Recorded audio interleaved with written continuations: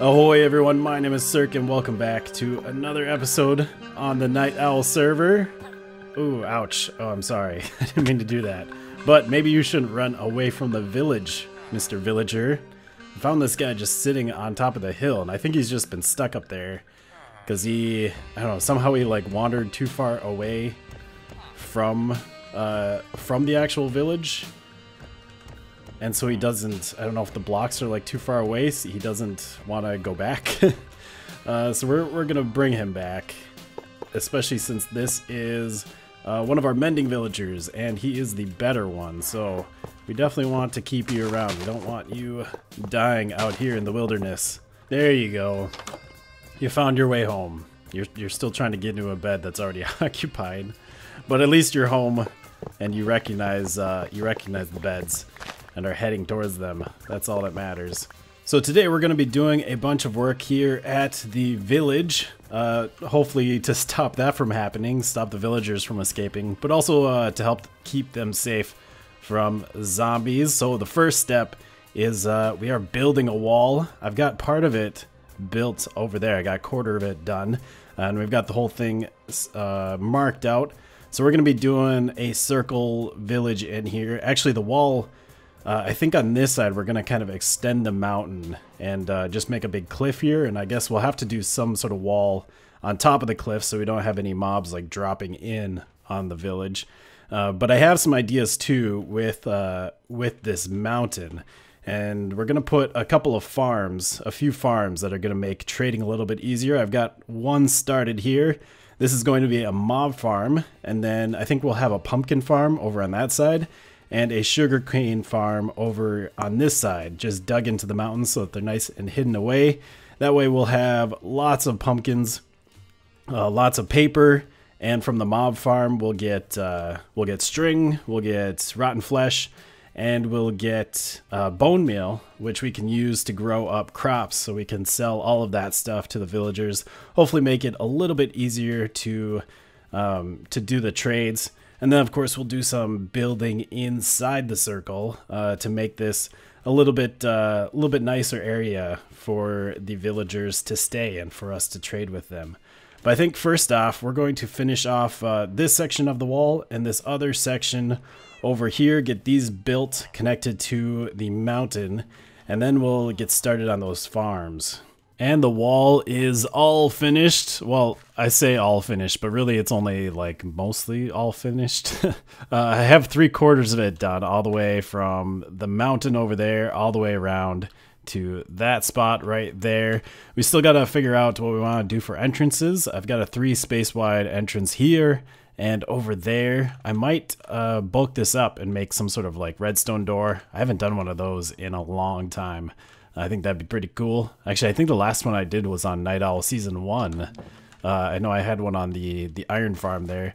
And then I got to figure out over here with the mountain, because we're going to have to do some terraforming. I'm going to build this mountain up a little bit and bring it closer to the village and create a nice like cliff wall over here. And I suppose we'll need the wall on top of there as well. But before I do any of that terraforming, I want to work on the farms. So the next thing, whoops, fly. There we go. Okay. The next thing I want to do is continue digging out this hole. What are we at right now? We're at 75. Oh, I got a long ways to go. I want to dig this down, I guess, to at least level like 40.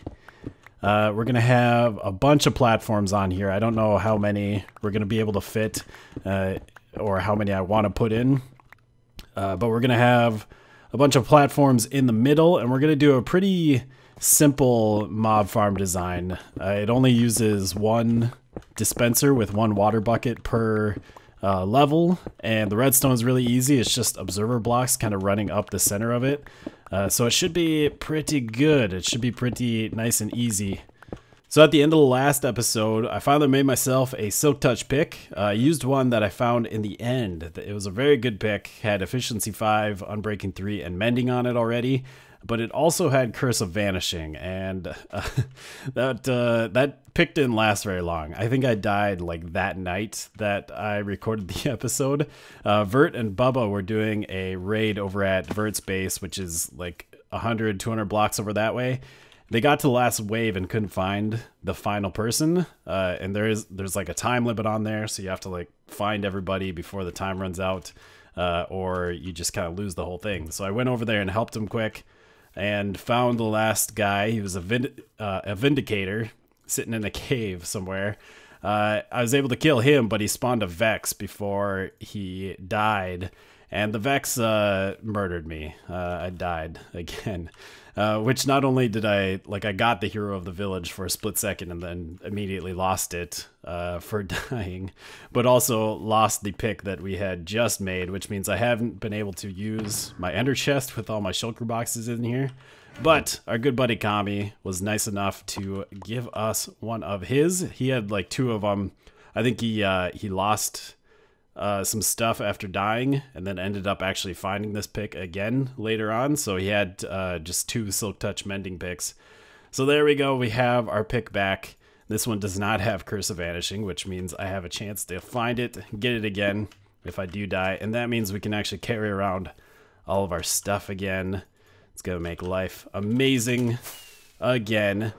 But anyways, back to our big hole here. There it is. We have a very big hole. I decided to dig it all the way down to bedrock.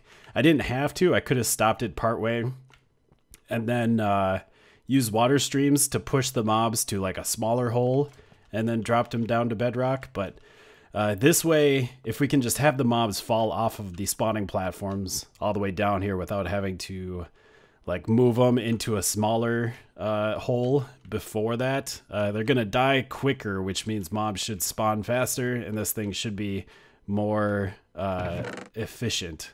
Looks like we got some chesticles in here. I'm not sure what those are for, but I don't know where those came from. And now that we have our hole dug, we're going to start building this mob farm from the bottom up. So we're going to start with our collection system. Obviously, I got some rails down. So we're going to have 2 minecart hoppers running along here, picking everything up. There's going to be slabs on top of this for the mobs to fall down onto. And then over here, we're going to have our collection system. So we're going to have the items eventually get pulled out and head that way into a water elevator up to the top. And we'll have 1 drop-off point there and 1 here. And then we'll have a hopper for the minecarts to stop on. So this one will come right up here and onto this hopper. And this one will just turn this way and right up to here. And then we're going to put a comparator off of each of these hoppers. So if it'll read if there's items being pulled out, and if there is, it's going to keep the minecart here until all the items are pulled out. So we're going to have a couple of blocks with redstone torches on top, a block on top of that, and a block in front of there, and with redstone on top. So right now, there's nothing in these hoppers. So this is powered, which means the minecart will just come up, bounce off this block, and head back down. But if there's items in the hopper, they're going to go in here, and that's going to send a signal, turn off the torch, and then the hopper minecart is going to stay here until all the items are out. Let's just grab some of these out of there. Once all the items are out, then it'll send it back to collect more. Okay, I learned something here. This actually isn't going to work with the hopper underneath because it pulls it out like as soon as an item goes in there, and it doesn't have enough time to actually activate this. So we're going to have to raise this up and put a chest under here. We'll have to have the hopper up at this block and then a chest and then these hoppers underneath, because then the item takes just a little bit longer to actually go through there. Since it's not getting pulled out, this hopper actually has to push it out into the chest. And that way it will work. So like if I put some items in there, so now it actually stops and unloads them before sending it off. So easy fix, I just got to raise this up 1 block. And then I did create a little dropper over here. So if we put items in there, it drops them out nice and easy. That's just comparator into a block and then repeater to boost the signal. And then this is just a comparator clock. It continuously triggers until all of the items are gone out of there. So we're going to have just a block of soul sand here and a water tower all the way up to the surface, and that will go to our storage up there. I think I got the item collection and storage system all figured out here. So up here we have 6 stacks of 5 double chests. Hopefully that is enough storage here. Maybe it's a little too optimistic. But we're going to be pulling out 5 different items. We're going to do rotten flesh, we'll do string, and then bones over here. And then over here we'll pull out arrows and then gunpowder. And then the last stack of chests is going to be for the witch drops. And then can we get over to here? All of our items are going to get sent up that water tower there. I got the bubble column coming all the way up here. And then they just get sent over into this hopper, into the chest, and then get sorted out there. So hopefully that all works fine. And then we can head down there, maybe toss some items in here and see, make sure that everything works. I did get the slabs all in place, so this is where all the mobs will land. And then we have the rails underneath for the minecart hoppers to collect everything. So I have these hoppers just going sideways into this chest here, so it fixes that problem we had before. And then the hoppers go back here into this dropper, and then that bubble column is right behind these blocks there. So if we just send all of these items in here, we should start hearing some clicking as the items get sent upward, and hopefully everything is getting to where it needs to go. Ooh, okay, so I was a little afraid of this. The items are flying up pretty high. It looks like they are coming down, but still, I think we'll just stop that from happening by putting a roof over this. Whoops, I fell. There, now we don't have to worry about the items flying everywhere. They should all stay contained in this water stream. They all end up here in this chest. And it looks like they're getting sorted out. Yeah, right now we must be getting some arrows in there. So they're popping through here, coming down here, and they should be getting down into this chest.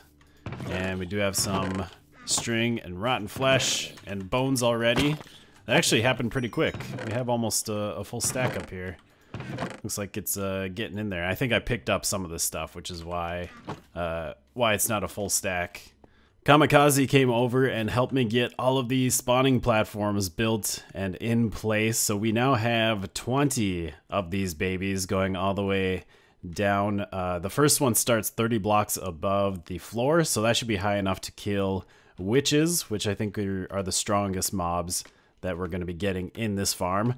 And the shape of these spawning platforms is this diamond shape, so that if we put a dispenser in the middle and this dispenses a water bucket, the water is going to flow out to the edge of the platform but not over it.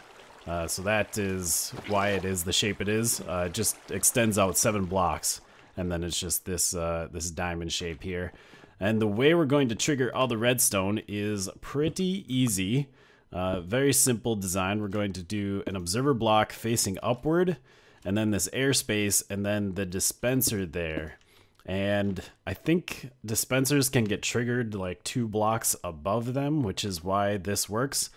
So if we put a water bucket in there and we update this block here, that's going to trigger the dispenser. And then we can update this again, and it'll trigger that dispenser again. Let's do the next level as well, so you can see how the signal carries down. So if we do, we'll dig down here, put another observer block right there, and then cover this up, I guess. Put another water bucket in this one right here. Then we just have to go up and update that block again. Maybe I'll just put a glass block here so we can actually see down below. So now if we break this block, it'll trigger this dispenser, which will then, I guess you can't really see it, but since this dispenser gets activated, the next observer block gets triggered, which then causes the floor below to get activated. And it's just going to work its way all the way down to the bottom. And the way we're going to just trigger this top dispenser is we're going to put a timer up at the top. But before we do that, let's get all of these observers and dispensers in place here. Now for our timer up top here, what we're going to do is we're going to put a redstone dust on top of the observer there, and then we're going to activate that redstone dust with a block on top here, and then this is just going to be a hopper clock. So we're going to do a hoppers going into each other right here with comparators going off on either side, and then a block into that, or that the comparator goes into, redstone dust, and then we will have sticky pistons to move this redstone block back and forth. So that'll be just like that. And then as soon as we start putting some items in here, maybe we'll put a few just to see it work. The items will start moving back and forth, and this redstone block will start moving back and forth. So however long we want this thing to trigger for, we just need to put, you know, a certain number of items in here. The more items, the longer it will be between the observer blocks triggering and all the dispensers firing. And finally, the last thing I need to do before turning this on is putting all of these water buckets in. And I think what I'm going to do is we're going to alternate the platforms, which means we're going to have one without water and then one with water. And we'll come down here, and this one will just put a full bucket, no water, on the platform. And then again, we'll put, let's put this block back. We'll dump out the water on this one. And that way, there will always be platforms without water for the mobs to spawn on. And hopefully that will make this farm just a little bit more efficient. So there you can see every other layer has water, and the timer just triggered. So it all switched. So hopefully this thing is working now. I put a stack of items in here. I might adjust that later, depending on, I don't know if I feel like it's working right or not. So basically I just need to cover this top up so that it's nice and dark in here. I'll just build this cylinder up a little bit and then just cap it off right now with stone. Eventually I'll probably terraform this whole thing so it's it looks like it's just in the mountain. You don't see just this this stone tower sticking up from the side. It'll all just be covered up by mountain. I got the roof built over this mob farm, so it's all enclosed except for the hole that I just made. And it's working. We're getting mobs spawning in here and falling to their death, as you just saw there. It's definitely not, whoops, oh, I fell. It's definitely not super efficient at the moment. I was just looking around the area and I found like a big cave system like right under the ground here that I did not know of. So I've been working on lighting that up a bit. Plus we do have other people online at the moment. So it's not going to be super efficient, but I've been doing some work around the area, and this is what we've gotten in that time. We've gotten like 2.5 stacks of stuff, you know, not too bad. And we got 1 redstone from a witch, I guess. There is a bunch of other stuff that I've picked up from the old mob farm. This one we dismantled. We just carved out the whole thing and then lit up the bottom so that we didn't have anything spawning in there and ruining our spawn rates in the new farm that's way more efficient. But that's pretty cool.